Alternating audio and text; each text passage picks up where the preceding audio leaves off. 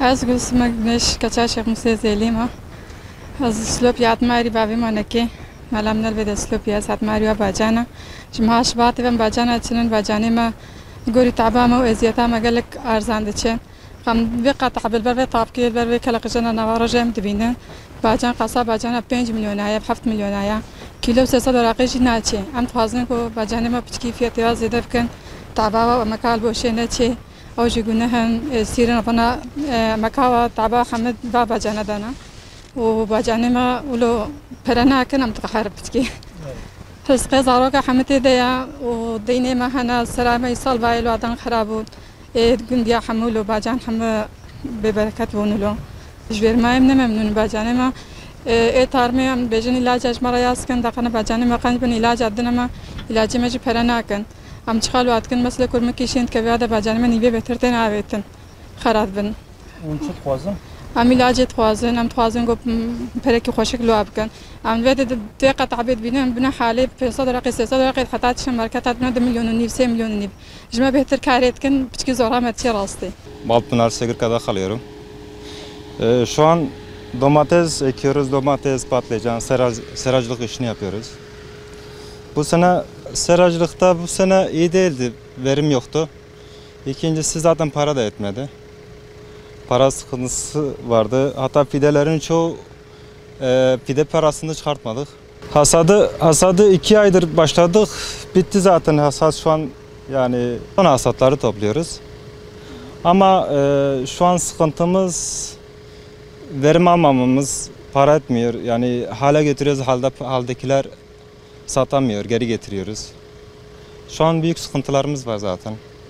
Yani şu anki bu sene topladığımız ürünlerin çoğu kişilerin hatta parasını çıkartmadı. Fide parasını bile toplamadı.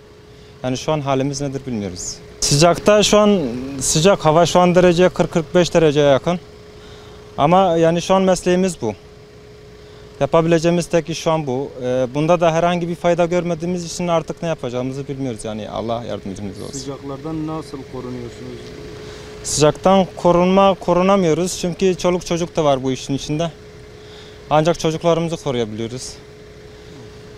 Şu an yani nasıl diyeceğim bilmiyorum. Zaten şu anda serin saatlerinde falan. Serin saatlerinde sabahları bir 2 saat serin hava. Ondan sonra hava yükseklik yani 35-40-45 derece. Şu an zaten hava sıcaklığı 45 dereceye yakın. Ne yapalım, mecburuz. Bu işle uğraşmak zorundayız. Hani sonuçta bizim mesleğimiz. Ama keşke bu işte yani kazancımızı alabilseydik. Hani kazanmadığımız için de çok büyük bir sıkıntı yaşıyoruz. Son olarak eklemek istediğim yetkililerden yardım bekliyoruz. Bu iş için eli uzatanlara Allah razı olsun diyoruz. Şu an başka da ileteceğim başka bir şey yok. Çok teşekkür ederim.